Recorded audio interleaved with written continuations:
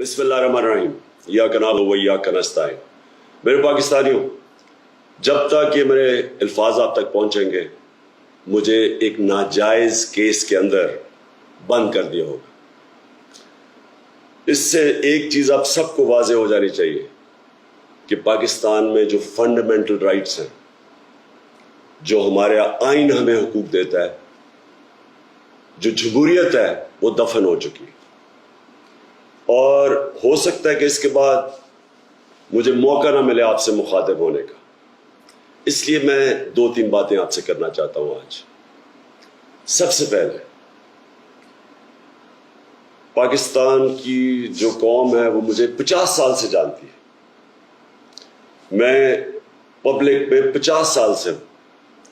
कभी मैंने ना पाकिस्तान के आइन के खिलाफ किया हूं, ना मैंने कभी पाकिस्तान का कानून तोड़ा है।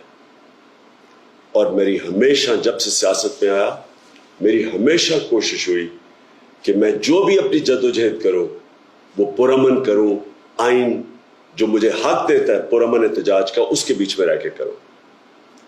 आज ये जो किया जा रहा है, ये इसलिए नहीं किया जा रहा कि मैंने कोई कानून तोड़ा है, ये सिर्फ इसलिए किया जा रहा है कि ये चाहते हैं कि मैं जो हकीकी आज़ादी की तहरीक है इससे पीछे हटूं। और ये इसलिए किया जा रहा है कि ये करप्ट चोरों का टोला, इंपोर्टेड हुकूमत जो हमारे ऊपर मुसल्लत की गई है, ये चाहते हैं कि मैं उसको कबूल कर लूं। मैं आज आप सबसे अपील कर रहा हूं कि आपको अपने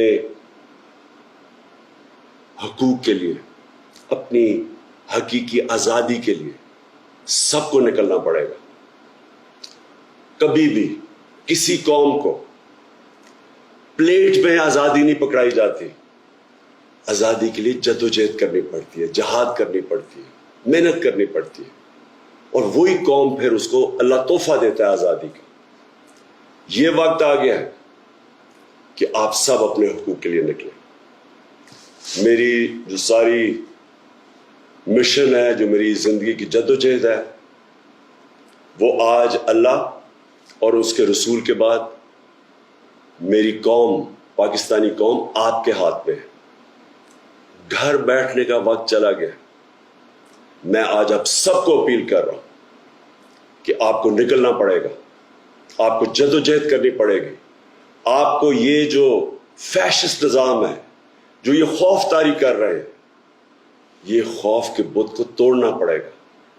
और इंशाअल्लाह तभी हमारा अल्लाह इस मुल्क को हकीकी आज़ादी देगा। पाकिस्तान जिंदाबाद।